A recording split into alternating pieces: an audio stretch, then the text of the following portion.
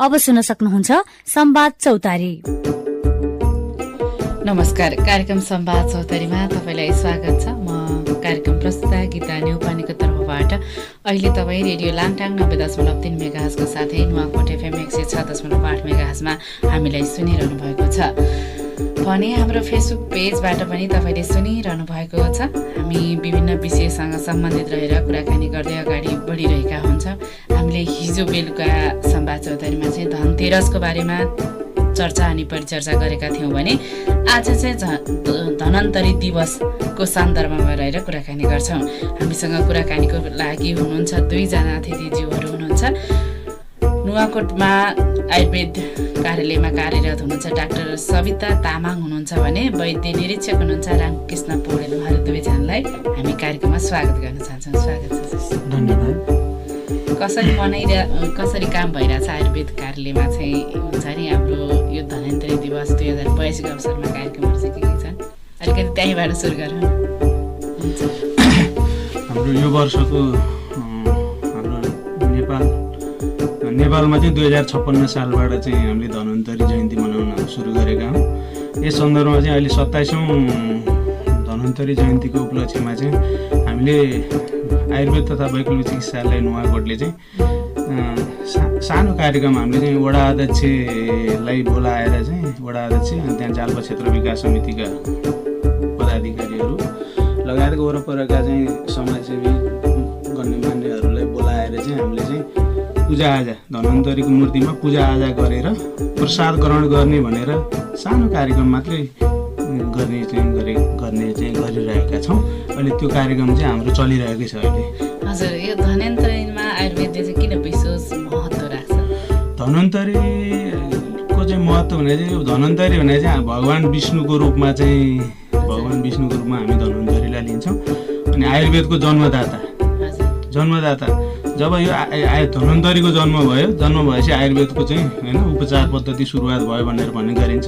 त्यसले गर्दाखेरि आयुर्वेदको पिताको रूपमा चाहिँ हामीले धन्वन्तरीलाई लिने गर्छौँ। त्यसले गर्दाखेरि धन्वन्तरीको चाहिँ आयुर्वेदमा एकदम महत्त्व छ। यो कहिलेदेखि सुरु भयो नेपालमा चाहिँ? नेपालमा 2056 सालमा सुरु भयो। हामीले चाहिँ धन्वन्तरी जयन्ती मनाउन सुरु गरेका। जस्तै आज हामीले कुराकानी गरिरहँदा चाहिँ आज काग तिहार पनि हो, कृष्ण पक्ष पनि रहेको छ। आज त्रयोदशीको दिन चाहिँ धन्वन्तरीलाई एकदम विविध कार्यक्रम गरी नेपालमा विभिन्न कार्यक्रम गरी मनाउने गरिन्छ। नुवाकोटमा पनि सानो कार्यक्रम गरेर मनाउँदै हुनुहुँदो रहेछ होइन? अनि आयुर्वेदको जन्मदाता भन्नु होइन, उहाँले चाहिँ कसरी आयुर्वेदलाई चाहिँ राम्रो गर्नुपर्छ भनेर कसरी सुरु गर्नुभएको थियो? अलिकति पृष्ठभूमिसहित बताउनु भयो भने अझै राम्रो। आयुर्वेदलाई उहाँले चाहिँ अब पहिला चाहिँ अब आधुनिक चिकित्सा भन्ने थिएन होइन, परम्परागत चिकित्सालाई नै अँगालेर सुरु गर्नुभएको हो।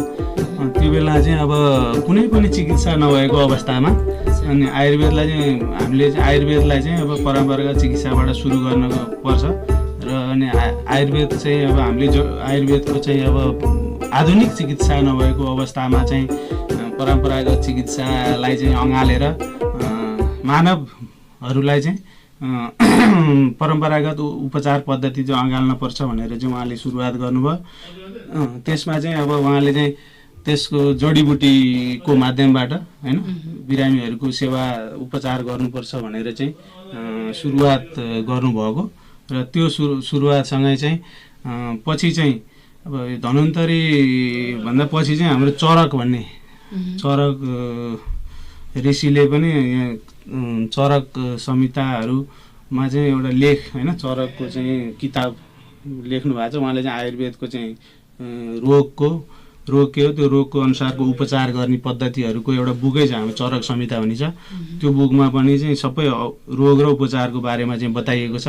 अनि यसरी चाहिँ डेभलप हुँदै आएको हो यो परम्परागत चिकित्सा। सविता तामाङजीतर्फ जान चाहन्छु होइन, आयुर्वेद चिकित्साको चाहिँ प्राथमिक सिद्धान्त के होला? अलिकति त्यसबाटै सुरु गरौँ हजुरसँग कुराकानी गर्दा चाहिँ।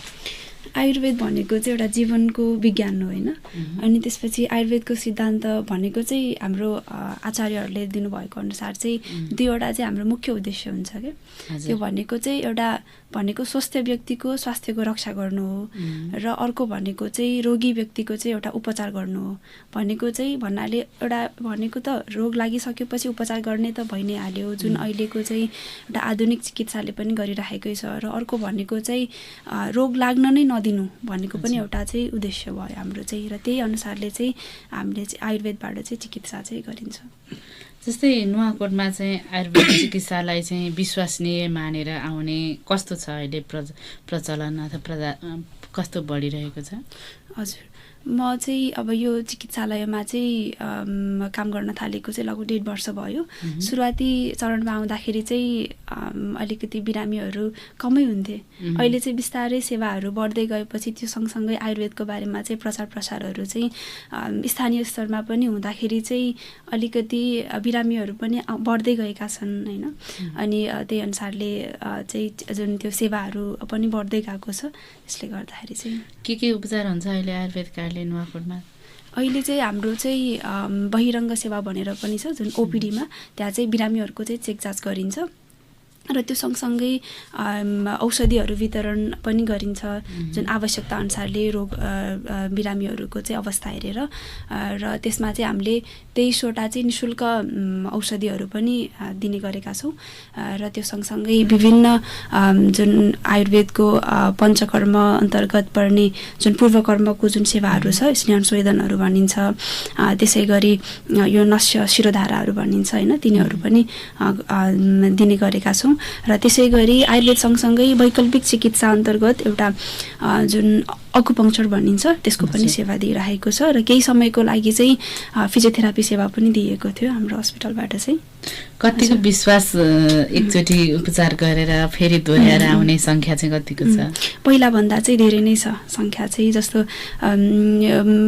उपचार एउटा सफल हुनुमा चाहिँ चिकित्सकको मात्र नभएर बिरामीको पनि हात हुन्छ। बिरामीले पनि चिकित्सकको सल्लाह अनुसारले चाहिँ औषधिहरू नियमित खाने, त्यसमा चाहिँ खानपानहरूदेखि लिएर अरू कुराहरू जुन हामीले भनिरहेका हुन्छौँ त्यसलाई पनि फलो गर्नुपर्ने हुन्छ। र त्यो गर्दाखेरि चाहिँ पहिलाभन्दा चाहिँ एकदमै सन्तुष्टिजनक नै छ। अहिले हुन त पछिल्लो समय चाहिँ आयुर्वेदसँग मान्छेहरूको चाहिँ एकदम लगाव पनि बढेको देखिन्छ होइन। धेरै प्राइभेटहरूमा नि गएको अथवा औषधिहरू खाएको देखिन्छ। यो कुन रोगहरू चाहिँ आयुर्वेद चिकित्सा सबैभन्दा प्रभावकारी मानिन्छ? कुन रोगको उपचार चाहिँ? हजुर, आयुर्वेदमा चाहिँ विशेष गरी चाहिँ पेटसँग सम्बन्धित समस्याहरू होइन, जस्तै ग्यास्ट्राइटिसहरू भयो। त्यसै गरी चाहिँ अर्को भनेको हाड जोड्नीसँग सम्बन्धितहरू, हड्डी खिने समस्याहरू, नसा च्यापिने समस्याहरूको लागि पनि रिजल्ट्सहरू चाहिँ एकदमै राम्रो छ। र त्यसैको लागि नै विशेष गरी चाहिँ उपचारको लागि आउने हुनुहुन्छ।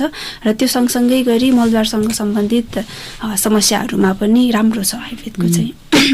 मलद्वारसँग सम्बन्धित भने मतलब? हजुर, मलद्वारसँग सम्बन्धित भन्नाले जस्तो पाइल्सहरू भनेर एकदमै अहिले प्रचलनमा आइरहेको छ होइन।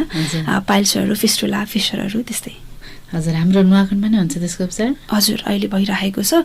पहिला चाहिँ सामान्य औषधिहरूबाट मात्र गरिन्थ्यो भने अहिले चाहिँ यो छारसूत्र सेवाहरू पनि हामीले चाहिँ सुरु गरिसकेका छौँ। यो शिरोधारे भनेर हजुरले कुरा उठाउनु भएको थियो, त्यो चाहिँ हरेक दिन हुन्छ कि कुन बार छुट्याउनु भएको छ कि अथवा महिनामा कति दिन गर्ने भन्ने त्यस्तो केही छुट्याउनु भएको छ के छ? होइन, शिरोधारा भनेको चाहिँ हामीले जस्तो यो चाहिँ बिरामीलाई आवश्यकता अनुसारले चाहिँ एउटा चाहिँ चाहियो भने चाहिँ उनीहरूलाई प्रिस्क्राइब गर्ने खालको एउटा थेरापी भयो। अनि त्यो चाहिँ आवश्यक पर्यो भने चाहिँ होल विक कोर्स पनि हुन्छ अथवा एक दिनको लागि पनि हुन्छ। त्यो चाहिँ निड बेसिसमा मात्रै हुने हुन्छ। त्यो चाहिँ खास कस्तो बिरामीले चाहिँ गर्ने हो खासमा? शिरोधारा भनेको चाहिँ एउटा सामान्य ब्याकग्राउन्डको चाहिँ भन्छु म हजुरलाई।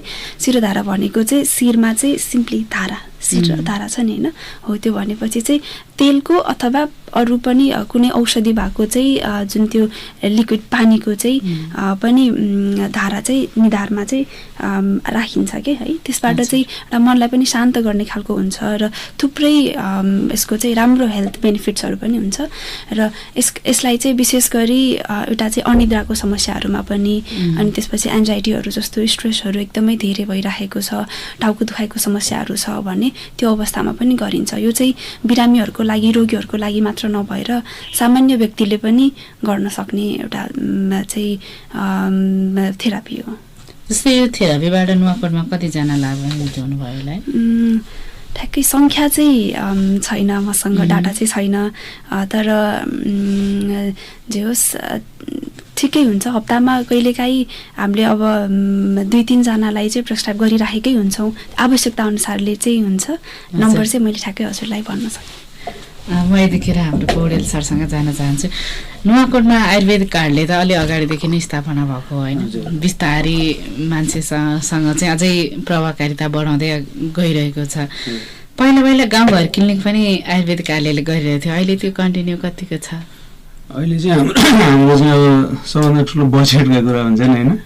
हाम्रो गाउँ सहरी क्लिनिक, गाउँघर क्लिनिक भनेर हामीले पहिला सञ्चालन गरेका थियौँ 3 ठाउँमा, बेलकोटगढीमा 2 ठाउँमा र हाम्रो यो विदुर नगरपालिका 13, 3 ठाउँमा सञ्चालन गर्दै आएका थियौँ। त्यो चाहिँ बजेट कटौती भएको कारणले गर्दा त्यो चाहिँ अहिले खासै गाउँघर क्लिनिक सञ्चालनमा छैन। अनि त्यसो भए त ग्रामीण क्षेत्रको नागरिकहरूले त्यो सेवाबाट वञ्चित हुनु भयो नि? ग्रामीण क्षेत्रमा चाहिँ हाम्रो नुवाकोट जिल्लाभरि लगभग 7वटा आयुर्वेद औषधालय र 3टा आरोग्य केन्द्र, अहिले अरू थप हुँदैन। हाम्रो 12वटै पालिकामा चाहिँ अब सेवा विस्तार हुन्छ। 3टा अहिले नयाँ आउँदैछ, नागरिक आरोग्य सेवा केन्द्र स्थापना हुँदैछ। 10वटा अलरेडी, 8वटा 12वटा होइन, 9वटा अलरेडी छ। हाम्रो चाहिँ अब तारुका आयुर्वेद औषधालय तारकेश्वरमा, बेलकोटगढीमा के अरे खनाखरका आयुर्वेद औषधालय बेलकोटगढीमा, अनि तादी गाउँपालिकामा 3टा छ, रालुका आयुर्वेद औषधालय, सुन्दरा तामे आयुर्वेद औषधालय र नर्जामण्डप आयुर्वेद औषधालय 3टा त्यहाँ छन्। अनि त्यसपछि एउटा चाहिँ थानसिङमा के अरे हाम्रो थानसिङमा लिखु गाउँपालिकामा थानसिङ आयुर्वेद औषधालय र ढेकुरे आयुर्वेद औषधालय 2टा छन्। नागरिक आरोग्य सेवा केन्द्र चाहिँ किसपाङ गाउँपालिकामा एउटा, मेगाङ गाउँपालिकामा एउटा, दुप्चेश्वर गाउँपालिकामा र शिवपुरी 4वटामा छँदैछ। अब 3टा हाम्रो चाहिँ पञ्चकन्या गाउँपालिका, सूर्यगढी गाउँपालिका र ककनी गाउँपालिकामा चाहिँ यसपालि बजेट हालेको छ नि, स्थापना हुँदैछ। त्यही भएर सबै स्थानीय ठाउँमा नै सबै आयुर्वेदको पहुँच चाहिँ लगभग आयुर्वेद औषधालयलाई स्थानीय सरकारले कतिको अपनात्व लिएको पाउनु भएको छ? अब कतिपय ठाउँमा त अब राम्रै गर्नुभयो, धेरै जसो ठाउँमा चाहिँ अपनात्व राम्रै छ। कुनै ठाउँमा चाहिँ अब सबभन्दा समस्या औषधिको अभाव होइन। बजेट आयुर्वेदलाई चाहिँ छ नि, समग्र हेर्दा आयुर्वेदलाई चाहिँ अलिकति बजेटमा चाहिँ अलिकति कन्जुसाइ गरेर देखिन्छ प्रत्येक सबै गाउँपालिकाहरूले। अब जनताप्रति चाहिँ आयुर्वेदको झुकाव बढ्दो छ होइन। स्थानीय सरकारले चाहिँ होइन बजेट चाहिँ अलिकति कटौती गरे, आयुर्वेदले कटौती गरे अवस्थामा चाहिँ स्थानीयले जति राम्रो सेवा होइन दिनुपर्ने हो आयुर्वेदले त्यति दिन सके जस्तो चाहिँ मलाई लाग्दैन बजेटको अभावले। समन्वय सहकारी अलिक कम भयो कि? समन्वय चाहिँ हामीले लगभग हाम्रो अनुगमन हुन्छ, अनुगमन हामी लगभग वर्षमा 2 पटक गएकै हुन्छौँ। जाँदाखेरि हामीले प्रत्येक कार्यक्रम गाउँपालिकामै राखेर हामीले भन्ने गरेका हुन्छौँ, प्रत्येकपल्ट भने हुन्छ पनि भन्छन्, तर कार्यान्वयनमा चाहिँ त्यति देखि जस्तो राम्रो लाग्दैन। कार्यान्वयनमा चाहिँ कठिनाइ नै छ देखिएन। त्यहाँको सम्बन्धित हुन्छ नि कर्मचारी जो बस्नुहुन्छ उहाँको चाहिँ पालिकासँग सम्बन्ध कस्तो छ भन्नेमा नि भर पर्ला जस्तो लाग्छ। किनभने मैले कालिका गाउँपालिकामा रहेर काम गरिरहँदा चाहिँ त्यहाँ हिमाल श्रेष्ठ भन्ने सर हुनुहुन्थ्यो, अनि उहाँको सम्बन्ध सहकारी चाहिँ एकदम राम्रो थियो। त्यही भएर पालिकाले नीति तथा कार्यक्रममा नि बजेट राखेरै गाउँपालिकाको नागरिकहरूलाई चाहिँ सेवा दिनुपर्छ भनेर हरेक नीति तथा कार्यक्रममा समावेश गरेको हुन्छ। त्यही भएर चाहिँ त्यो जो बस्नुहुन्छ उहाँ कर्मचारीलाई चाहिँ अझै राम्रोसँग गर्न सक्यो भने अझै राम्रो हुन्छ जस्तो लाग्छ मलाई चाहिँ। त्यो चाहिँ अब हामीले जिल्लामा हाम्रो समीक्षा गोष्ठी हुन्छ होइन, त्यो कार्यक्रमहरूमा हामीले सबै जिल्लाबाट चाहिँ हामीले उहाँहरूलाई चाहिँ हामीले कन्भिन्स गरेकै हुन्छौँ हुन चाहिँ। तर हो हजुरले भन्नुभएको ठिकै हो, कतिपय समन्वयको अभावमा पनि नहुन सक्छ, तर समन्वय गर्दा गर्दै पनि अब बजेटमा चाहिँ राखिदिन्छन्, कार्यक्रममा राखिदिन्छ, तर बजेट विनियोजन गर्ने बेला चाहिँ कटौती गरिदिनु कि त्यस्तो समस्याले गर्दाखेरि त्यो दुइटै समस्या छ। कतिपय समन्वयको अभाव पनि छ कतिपय ठाउँमा, कतिपय समन्वय गर्दा गर्दै बजेटको अभाव भयो पनि देखिएको छ। दुवै हो, त्यो दुवै नै हो। त्यो त्यसो भने चाहिँ अब स्थानीय सरकारहरूसँग अथवा जसले सुनिरहनु भएको छ उहाँले चाहिँ विचार पुर्याउनु पर्ने बेला आएको रहेछ। नागरिकको स्वास्थ्य नै सबैभन्दा ठुलो धन हो। अहिले हाम्रो हुन्छ नि यो आयुर्वेद चिकित्सामा देखिने सबभन्दा ठुलो चुनौती चाहिँ के होला? आयुर्वेद चिकित्साको चुनौती भनेको चाहिँ अब हामीले छ नि पर्याप्त मात्रामा छ नि रोगहरू विभिन्न सेवाहरूमा उपचार लिन जान्छन् नि, सबै सेवाहरूको सहज तरिकाले उपचार दिन हामीले सकेकै छैनौँ कि। किन होला? किन भन्दाखेरि हामीलाई सर्वप्रथम त बजेटकै अभाव हो। बजेटकै अभाव। जस्तै हाम्रो जिल्ला आयुर्वेद तथा वैकल्पिक चिकित्सालयले पहिलाको हेरी त धेरै सेवा हामीले प्रभाव बढाएको छौँ होइन।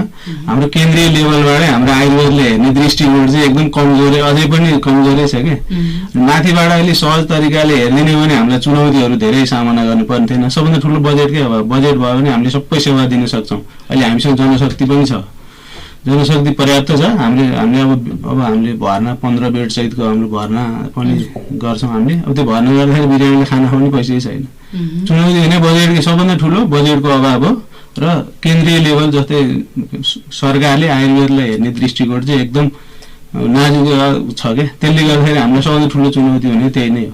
उहाँले सहज रूपमा बजेटको चाहिँ छ नि कार्यान्वयन बजेटमा गरिदिनु भने हामीले आयुर्वेदमा राम्रोसँग जनतालाई सेवा दिन सक्छौँ। म यतिखेर डाक्टर हाम्रो सविता तपाईँ जान चाहन्छु। अहिले ठ्याक्कै मौसम पनि परिवर्तनशील छ है। यस्तो बेलामा चाहिँ हामीले के कुरा खायो भने चाहिँ अझै हुन्छ नि के कुरामा ध्यान दियो भने अझै राम्रो हुन्छ जस्तो लाग्छ तपाईँको विचारमा?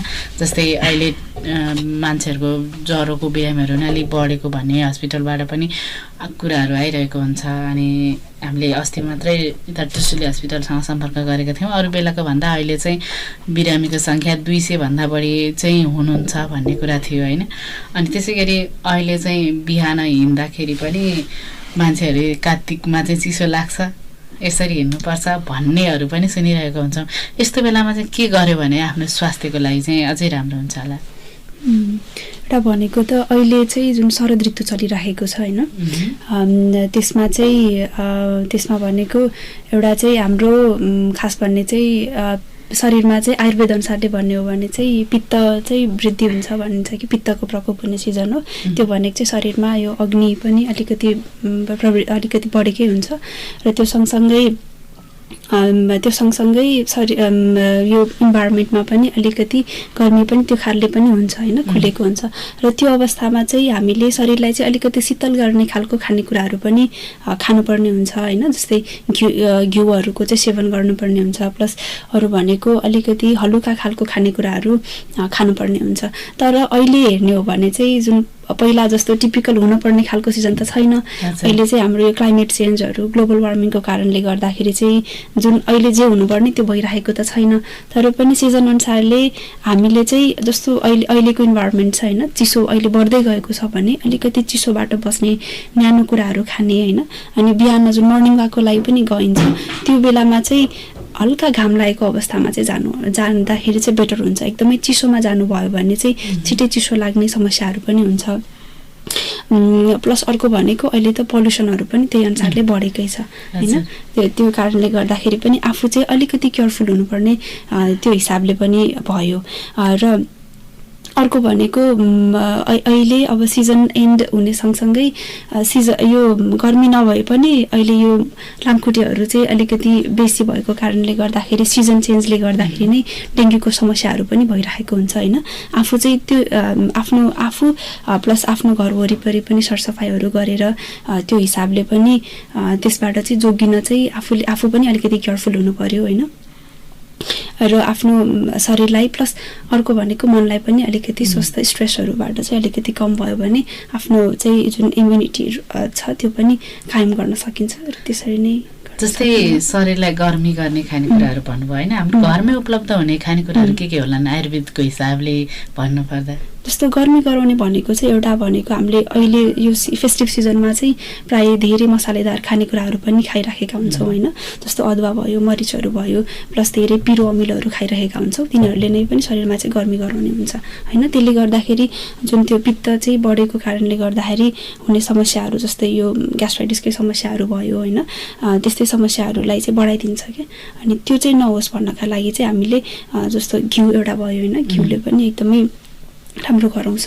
प्लस अर्को भनेको मसलाहरू चाहिँ मसालेदार धेरै फ्राइड खानेकुराहरू नखाने होइन, त्यो चाहिँ त्यसमा चाहिँ विचार गर्नु पर्यो। अनि त्यसपछि अरू भनेको शरीरलाई अलिकति शीतल गर्ने खालको, जस्तो गर्मी धेरै छ भने मिष्टी पानीहरू पनि खान सक्यो होइन, त्यसरी पनि गर्न सकिन्छ। अलिकति शरीर सहज रूपमा पच्ने खालको चाहिँ खानेकुराहरू खान सक्यो। अब अहिले त हामीले कुराकानी गरिरहँदा आज काग तिहार हो, भोलि लक्ष्मी पूजा छ। धेरैजनाले चाहिँ व्रत बसेर घरमै लक्ष्मीको पूजा गर्ने र बेलुका अब तेलमै पकाएको सेलरोटीहरू खाने, अझ फ्राइड खानेकुराहरू चाहिँ धेरै खानुहुन्छ होइन। यस्तो बेलामा चाहिँ के कुरामा ख्याल गर्नु पर्ला? सकेसम्म त फ्राइड कुराहरू नखाएकै राम्रो हो। अब व्रत बस्ने हाम्रो अब ट्रेन्ड त छ होइन, तर त्यसलाई व्रतलाई जस्तो एकदम पानीहरू चाहिँ खाएर होइन, जस्तो मनतातो पानीहरू खाने, प्लस एन्ड गर्ने बेलामा चाहिँ सिधै फ्राइड कुराहरू नखाएर लाइट अरू अब यदि अन्नहरू खानु मिल्ने छ त्यस्तो छ भने लाइट चाउलोहरू बनाएर खानुभयो भने पेटको लागि पनि सहज हुन्छ। अब सिधै फ्राइड खानेकुराहरू खानुभयो भने चाहिँ त्यसले चाहिँ त्यो शरीरको जुन पेटको चाहिँ लाइनिङहरू हुन्छ त्यसलाई चाहिँ इरिटेट पनि गर्ने भएर झन् जुन पेटको सम्बन्धी समस्याहरू छ त्यसलाई चाहिँ बढाइदिन्छ। त्यो कारणले गर्दा त्यसमा चाहिँ ध्यान दिँदाखेरि राम्रो हुन्छ। होइन, हामीले त्यस रोटी खाँदाखेरि नि कसरी पकाएर खाँदाखेरि चाहिँ अझै राम्रो हुन्छ होला त्यसमा? अब हजुर त डाक्टर पनि हुनुहुन्छ नि त, डाक्टरको हिसाबले भन्नुपर्दा चाहिँ कस्तो खालको सल्लाह दिनुहुन्छ आम नागरिकलाई? जस्तो रोटी हाम्रोमा त सेलहरू बनाउँदाखेरि त एकदम डिपली फ्राइड नै हुन्छ। अब र त्यो बनाउने तरिका त अब सेल बनाउने तरिका त्यही नै हो। अब यदि आफूलाई रोटीहरू पनि खान मन छ प्लस अलिकति हेल्दी वेमा खान मन छ भने जस्तो प्यान फ्राइड गरेर थोरै तेलहरू चाहिँ अलिक कम नै राखेर त्यो हिसाबले पनि खान सक्यो होइन। अनि त्यो खाँदाखेरि चाहिँ अरू त्यो सँगसँगै अरू जस्तो भुटेको मासुहरू पनि हुन्छ अथवा अरू फ्राइड खानेकुराहरू हुन्छ, अलि पिरो अमिलो पनि सँगसँगै हुन्छ, त्यसलाई चाहिँ अलिकति कम खानुभयो भने चाहिँ अलि बेटर होला। यो तिहार भन्ने नै अब गुलियो र चिल्लोको चाहिँ चाड हो होइन। यस्तो बेलामा चाहिँ हामीले त्यो त खाइन्छ अझ खाइसकेपछि आयुर्वेदको हिसाबले चाहिँ घरमै भएको उपलब्ध भएको हाम्रो आयुर्वेद औषधिहरू चाहिँ अझै के खायो भने त्यो सँगसँगै खाँदाखेरि चाहिँ हामीलाई असर कम गर्न सक्ने केही टिप्सहरू होला नि त? फेरि गुलियोहरू सबैको लागि त खान मिलेन भन्नाले, जस्तो अब कसैलाई सुगरहरू भइरहेको छ, सुगरको बिरामी हुनुहुन्छ भने त्यो अवस्थामा त सकेसम्म नखानु भएकै बेटर हुन्छ है। यदि कन्ट्रोलमा छ, कसैले खानलाई इच्छा गरिराख्नु भएको छ भने थोरै मात्रामा खाँदाखेरि ठिकै हुन्छ। र यो समयमा चाहिँ पचाउनु पनि अलिकति हेभी हुन्छ नि त तिनीहरू, त्यो कारणले गर्दाखेरि चाहिँ यदि जिराहरू धनियाँहरू थोरै सुठोको चाहिँ पानीहरू जस्तो बनाएर काढा जस्तो थोरै चियामा चाहिँ चिया जस्तै गरी उमालेर खानुभयो भने त्यसले पनि पाचनमा चाहिँ अलिकति सहज चाहिँ गराउँछ। यदि खाँदै हुनुहुन्छ भने चाहिँ ती कुराहरू ख्याल गरेर खानुभयो भने अझै राम्रो हुन्छ।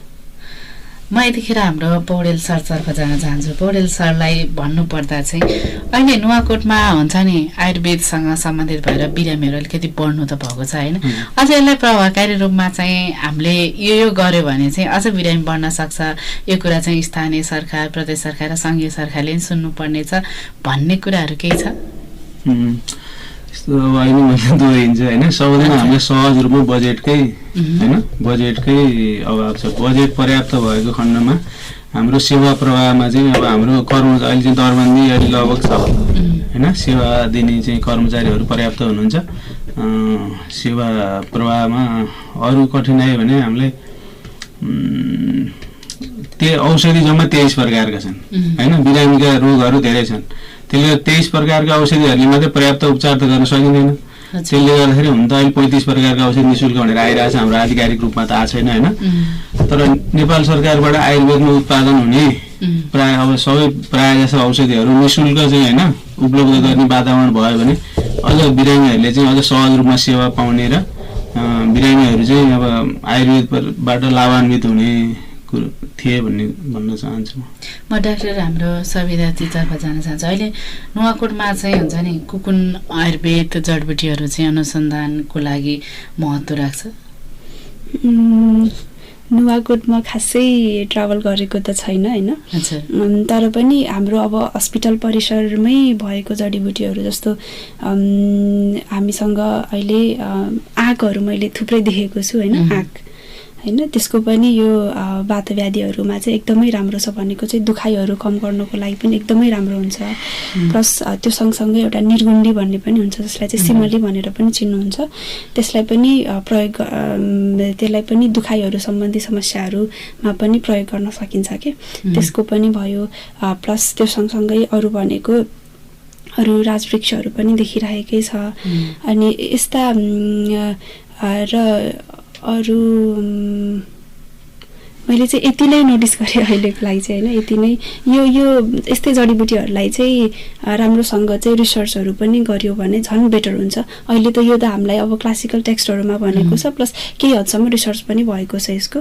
प्लस फर्दर अरू जडीबुटीहरूको बारेमा पनि जस्तो यो जिल्लामै भएको चाहिँ जडीबुटीहरूको बारेमा पनि अनुसन्धानहरू भयो भने झन् बेटर राम्रो हुन्छ। जस्तै स्त्री रोग, बाल रोग लगायतकोमा चाहिँ आयुर्वेदको कस्तो भूमिका हुन्छ? आयुर्वेदमा चाहिँ स्त्री प्रसुति भनेर चाहिँ छुट्टै एउटा विधा पनि छ र त्यसमा चाहिँ एउटा भनेको त एउटा स्त्रीको भन्नाले उसको चाहिँ हेल्थको लागि एउटा छुट्टै भयो र अर्को भनेको चाहिँ यो प्रेग्नेन्सीको टाइममा पनि विभिन्न चाहिँ खानपिनहरूको बारेमा प्लस कस्तो खालको चाहिँ रहन सहन गर्नुपर्छ भन्ने बारेमा पनि भनिएको छ। र अहिले हामीले दिने सेवाहरूमा चाहिँ एउटा भनेको महिलाहरूको जस्तो जुन सेतो पानी बग्ने समस्याहरू छ होइन, त्यो सँगसँगै महिनावारी सम्बन्धी गडबडी सम्बन्धी समस्याहरू छ, तिनीहरूमा पनि आयुर्वेदको चाहिँ एउटा राम्रो भूमिका पनि रहेको छ। औषधिहरूको प्रयोग मात्रै नभएर खानपिनहरूको पनि राम्रो व्यवस्थापन र त्यो सँगसँगै विभिन्न एउटा उपचार पद्धतिहरू पनि छन् यो आयुर्वेदकै पनि, जस्तै थेरापीहरू पनि छन् होइन, तिनीहरूको पनि प्रयोग गरिएर चाहिँ आयुर्वेदमा चाहिँ यो स्त्री सम्बन्धी समस्याहरूलाई पनि एड्रेस गर्न सकिन्छ। जस्तै आधुनिक प्रविधि जमानामा चाहिँ आयुर्वेदलाई चाहिँ सँगसँगै लैजान कसरी व्यवस्था मिलाउनु पर्ला? खास भन्यो भने आयुर्वेदलाई चाहिँ एउटा ढिला काम गर्छ भनेर पनि एउटा भन्ने चलन छ। र अनि अर्को भनेको आधुनिक चिकित्साको चाहिँ एउटा एक्युट कन्डिसन्सहरूमा जस्तो यो जसमा चाहिँ इमर्जेन्सी कन्डिसनहरूमा चाहिँ एकदमै ठुलो रोल हुन्छ होइन। र त्यो सँगसँगै जस्तो मैले इक्जाम्पल चाहिँ हाम्रै हस्पिटलमा आउने केसेसहरूको नै दिन्छु है। जस्तो अब एउटा इक्जाम्पल लिउँ हामीले स्ट्रोकको होइन, स्ट्रोक हुँदाखेरि चाहिँ इमर्जेन्सी कन्डिसनमा चाहिँ यदि आधुनिक चिकित्सा पद्धति एलोपेथिक तरिकाबाट चाहिँ म्यानेजमेन्ट भयो होइन, र त्यसपछि चाहिँ रिकभरीको लागि त टाइम लाग्ने हुन्छ, रिहेबिलिटेसनको लागि फिजियोथेरापी उसलाई एक्सर्साइजहरू गर्नुपर्ने हुन्छ होइन। त्यसपछि चाहिँ एक्युटली म्यानेज भइसकेपछि चाहिँ यदि आयुर्वेदमा आउनुभयो भने आयुर्वेदको औषधि सँगसँगै थेरापीहरू पनि हुन्छ, जस्तो यो पञ्चकर्मको विधिहरू पनि हुने भइहाल्यो। तिनीहरूलाई पनि सँगसँगै लाँदाखेरि चाहिँ रिकभरी चाहिँ अलिक छिटो पनि हुन्छ होइन। त्यो कारणले गर्दाखेरि चाहिँ र अर्को भनेको चाहिँ अहिले प्रचलनमा आएको भनेको एउटा स्ट्रेस म्यानेजमेन्टहरूको पनि छ होइन। मानसिक अब जस्तो शरीरलाई मात्र नभएर मनको पनि चिकित्सा गर्नु चाहिँ अहिले चाहिँ एकदमै इम्पोर्टेन्ट छ। स्ट्रेसलाई पनि म्यानेज गर्नुपर्ने हुन्छ, त्यो भयो भने ओभरअल रिकभरी प्लस ओभरअल वेलबिङमा पनि इम्पोर्टेन्ट हुन्छ नि त होइन। त्यो कारणले गर्दाखेरि चाहिँ यसरी चाहिँ लङ टर्म अलिकति रिहेबिलिटेसन चाहिने प्रिभेन्टिभ प्लस प्रमोटिभ कुराहरू चाहिँ चाहिने छ भने त्यसमा चाहिँ आयुर्वेदलाई पनि सँगसँगै लाँदाखेरि चाहिँ बेटर हुन्छ। जस्तै अहिले भनिन्छ नि जेनजी पुस्ता, अहिले जेनजी पुस्ताको धेरै नै चर्चा भइराखेको छ। जस्तै नयाँ युवाहरूलाई चाहिँ आयुर्वेदको महत्त्व अथवा त्यहाँ आयुर्वेदमा आएर औषधि गराउने अथवा आउने भेटघाट गर्ने अवस्था चाहिँ कस्तो छ? तुलनात्मक रूपमा चाहिँ अलिक कम नै हुनुहुन्छ यङ पेसेन्टहरू, तर आउनुहुन्छ। अनि कोही अब जस्तो अहिले चाहिँ अलिकति प्रचार प्रसार पनि बढेको छ नि त पहिलाभन्दा। र अहिले एउटा भनेको फेमस भनेको योग योगा भनेर चाहिँ छ नि होइन, योगा एन्ड मेडिटेसन, त्यसको थ्रुबाट पनि आयुर्वेदको चाहिँ एडभर्टाइजमेन्ट पनि त्यही अनुसारले पनि भएको छ, अलिकति पपुलर भएको छ यङ जेनेरेसनमा पनि। अनि प्लस अर्को भनेको प्रायःको कन्सर्न भनेको चाहिँ एउटा एलोपेथवाला मेडिसिनहरू युज गरिसकेपछि साइड इफेक्ट्सहरू हुन्छ भन्ने हुन्छ नि त होइन। प्लस अनि आफू चाहिँ विदाउट एनी साइड इफेक्ट्स होइन मेडिसिनको, अनि मेडिसिन प्रयोग नै नगरिकन नै कसरी चाहिँ ठिक गर्ने, उपचार गर्ने भन्ने एउटा कन्सर्न लिएर पनि आउने हुनुहुन्छ कि होइन। त्यो हिसाबले अहिलेको जुन यो उसमा चाहिँ युवा पुस्तामा चाहिँ अहिले बिस्तारै के भन्न चाहनुहुन्छ युवा पुस्ताहरूलाई आयुर्वेदको बारेमा भन्नुपर्दा? आयुर्वेद भनेको चाहिँ अघि भने जस्तै एउटा चिकित्सा पद्धति मात्र नभएर चाहिँ लाइफ कसरी जिउने होइन, जीवन चाहिँ कसरी चाहिँ राम्रोसँग स्वस्थ रूपमा जिउने भनेर पनि सिकाउँछ। आयुर्वेदमा चाहिँ स्वस्थवृत्त भनेर एउटा विधा नै हुन्छ, त्यसमा चाहिँ दिनचर्या र ऋतुचर्याको बारेमा पनि कुरा गरेको हुन्छ कि अघि मैले शरद ऋतुको बारेमा भनेको थिएँ। त्यो सँगसँगै गरी दिनचर्यामा चाहिँ बिहान उठेदेखि राति नसुतिन्जेलसम्म चाहिँ के गर्ने के नगर्ने भन्ने हुन्छ कि होइन, त्यसलाई पनि फलो गर्न सकिन्छ कि। त्यसरी नै गर्यो भने चाहिँ अहिलेको जुन एउटा हेल्थको लागि होइन बडीहरू मेन्टेन गर्नुपर्ने त्यो कुरा छ, योगहरू चाहिँ प्रपरली गर्यो भने त्यसबाट पनि एउटा त बेटर हुने भइहाल्यो। अर्को भनेको अहिलेको सिचुएसनमा स्ट्रेस पनि कति धेरै छ होइन, अस्तिको जेनजी मुभमेन्टबाट पनि देखिन्छ, आफ्नो पर्सनल प्लस कन्ट्रीको लागि, प्लस अर्को भनेको चाहिँ जुन त्यो आफ्नो करियर वाइज पनि स्ट्रेस एउटा हुन्छ होइन, त्यसले गर्दाखेरि एन्जाइटीहरू थुप्रै भइरहेको हुन्छ। त्यसमा चाहिँ योगहरूको र प्लस अर्को भनेको जुन प्राणायामहरू हुन्छ होइन, ध्यानहरू हुन्छ, त्यसबाट पनि आफ्नो स्ट्रेसहरूलाई चाहिँ म्यानेज गर्न सकिन्छ। त्यो भयो भने चाहिँ एउटा हेल्दी लाइफ पनि जिउन सकिन्छ कि। त्यो भयो भने चाहिँ आफ्नो करियरमा पनि कसरी चाहिँ सर्ट आउट गर्ने भनेर पनि वे आउट पनि पाउन सकिन्छ नि त होइन। त्यो भएर चाहिँ त्यसरी चाहिँ आयुर्वेदलाई चाहिँ लिन सकिन्छ भनेर चाहिँ यङलाई चाहिँ भन्न चाहन्छु। जस्तै हामीले कुराकानी गरिरहँदाखेरि चाहिँ कसैले हामीलाई अहिले सुनिरहनु भएको छ भने तपाईँले करियरको बारेमा पनि कुराकानी गर्नुभयो, थोरै जोड्नुभयो होइन। जस्तै आयुर्वेदमा आइसकेपछि चाहिँ हामीलाई यो फाइदा हुन्छ अथवा तपाईँले यो फलो गर्नुभयो भने चाहिँ अहिले दिनचर्या बिहानदेखि बेलुकासम्म भन्नुभएको थियो होइन। बिहान हामी कति बजे उठ्दाखेरि राम्रो? अहिले त धेरै म पनि आमा हो, मेरो नि 2टा बच्चाहरू छन् होइन। अहिले बेलुका चाहिँ अबेरसम्म मोबाइल चलाउने अनि बिहान चाहिँ 6, 7, 8 बजीसम्म सुत्ने त्यस्तो बानी बसिसकेको छ जेनजी युवा अथवा अहिलेको नयाँ पिँढीहरूमा होइन। यसको चाहिँ लाइफस्टाइल कसरी गऱ्यो भने अझै राम्रो हाम्रो दिनचर्या राम्रो बनाउन सकिन्छ होला? एउटा के चाहिँ भन्न चाहन्छु भन्दाखेरिमा आयुर्वेद भनेको एउटा पर्सनलाइज्ड मेडिसिन पनि हो होइन। भनेको चाहिँ एउटा यो चाहिँ सबैको लागि जेनरल कुरा नभएर यो चाहिँ इन्डिभिजुअल वाइज फरक पर्ने हुन्छ र अब हामी सबैको कामहरू प्रोफेसन वाइज फरक पनि हुन्छ होइन। प्लस टाइमहरू पनि त्यही अनुसारले पनि निकाल्नु पर्ने हुन्छ।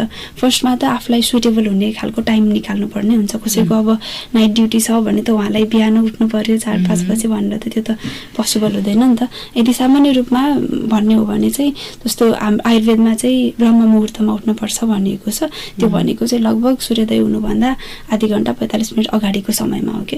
त्यो बेलामा चाहिँ एउटा माइन्ड पनि एकदम फ्रेस हुने हुन्छ, अक्सिजन लेभलहरू पनि त्यही अनुसारले पाउने हुन्छ होइन।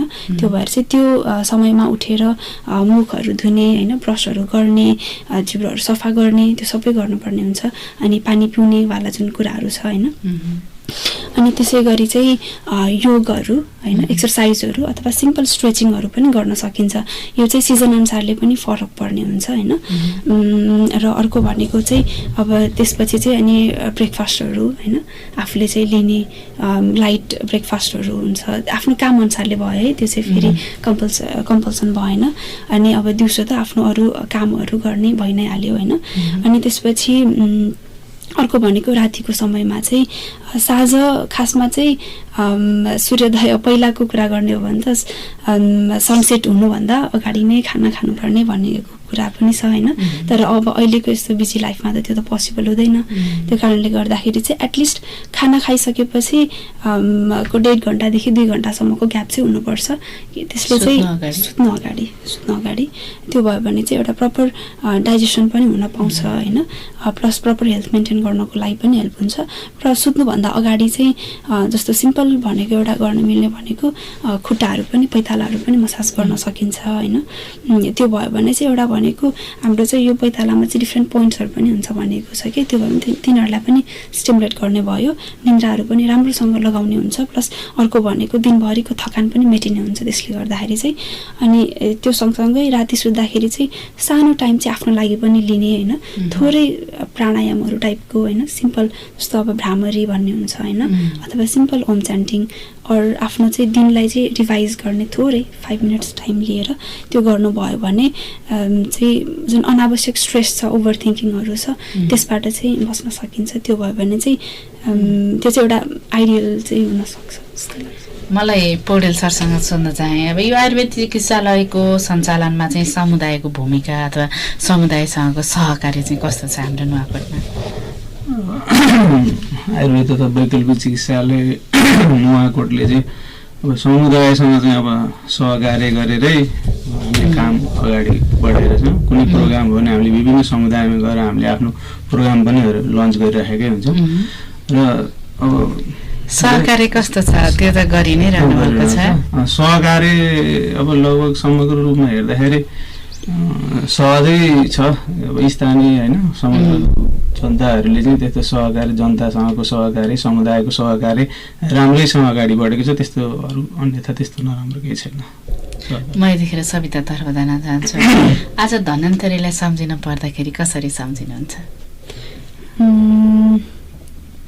आजको दिन भनेको अघि पनि सरले भनिसक्नु भएको छ हाम्रो आयुर्वेदको पिता होइन आयुर्वेद प्रवर्तक धन्वन्तरीको चाहिँ उत्पत्ति भएको दिन हो।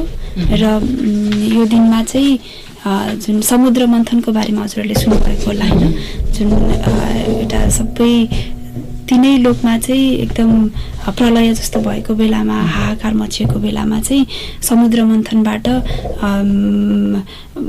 भगवानको जुन अवतारको रूपमा पनि विष्णु भगवानको अवतारको रूपमा पनि लिन्छ होइन। धन्वन्तरी भगवान चाहिँ त्यो कलश लिएर चाहिँ उत्पन्न हुनुभयो क्या त्यसबाट। र यो कलशमा चाहिँ अमृत बोकेर आउनुभयो भन्ने एउटा कुरा छ। र त्यो सँगसँगै उहाँको एउटा पिक्चर हेर्ने हो भने पनि एउटा हातमा चाहिँ कलश पनि हुन्छ र अर्कोमा चाहिँ एउटा त्यो जुका अर कतै कतै चाहिँ त्यो जडीबुटीहरू पनि हुन्छ कि त्यसले चाहिँ त्यो जुन विष फैलिएर चाहिँ त्यो एउटा हाहाकार मचेको थियो सबै चाहिँ एकदमै त्यो रोगले ग्रसित भएर चाहिँ भएको थियो। त्यो बेलामा अमृतहरू लिएर आउनु भएपछि चाहिँ अनि त्यो सबैको त्यो रोग हटियो होइन मिटियो। त्यो त्यसै गरी चाहिँ त्यो एउटा जुन भयो नि उहाँको उत्पत्ति अनि त्यसैबाट उहाँबाट नै आयुर्वेदको चाहिँ उत्पत्ति भयो। सबैको चाहिँ रोगहरूलाई चाहिँ निर्मूल पार्ने जुन एउटा उपचार पद्धतिको एउटा जन्म भयो होइन। त्यसै गरी हामीले हरेक कामहरू गर्नुभन्दा अगाडि चाहिँ उहाँलाई चाहिँ सम्झिनु पर्ने हुन्छ कि आफ्नो कामहरू सफल गर्नको लागि पनि होइन। र त्यही नै भन्न हजुर हामी अन्त्यमा छौँ। अन्त्यमा धन्वन्तरी दिवस तथा शुभ दीपावलीको दुवैजनालाई शुभकामना दिन चाहन्छौँ हामी रेडियोको तर्फबाट। हस् यहाँहरूलाई पनि दीपावलीको हार्दिक मङ्गलमय शुभकामना व्यक्त गर्न चाहन्छु। हुन्छ समय र कुराकानीको लागि धेरै धेरै धन्यवाद दिन चाहन्छौँ। आज हामीसँग हुनुहुन्थ्यो दुईजना अतिथिज्यूहरू हुनुहुन्थ्यो। डाक्टर सविता तामाङ हुनुहुन्थ्यो जिल्ला आयुर्वेद तथा वैकल्पिक चिकित्सालय नुवाकोटबाट हुनुहुन्थ्यो भने वैद्य निरीक्षक हुनुहुन्थ्यो नुवाकोटबाट। उहाँहरू दुवैजनालाई धेरै धेरै धन्यवाद दिन चाहन्छौँ। हाम्रो कार्यक्रम कस्तो लाग्यो? आज हामीले धन्वन्तरी दिवसको बारेमा कुराकानी गऱ्यौँ र आयुर्वेदमा चाहिँ धन्वन्तरीको कतिको महत्त्व छ भन्ने विषयमा रहेर पनि कुराकानी गऱ्यौँ। अब भने हामी कार्यक्रमबाट छुटेर जानुपर्ने समय भइसकेको छ। कार्यक्रमप्रति केही सल्लाह सुझाव र जिज्ञासा छन् भने हाम्रो स्टुडियोको टेलिफोन नम्बर 9855696069मा दिन सक्नुहुनेछ। हाम्रो भेट अर्को कार्यक्रममा हुने नै छ। तबसम्मको लागि प्राविधिक मित्रहरूलाई धन्यवाद दिँदै म कार्यक्रम प्रस्तुता गीता न्यौपाने पनि बिदा हुन चाहन्छु।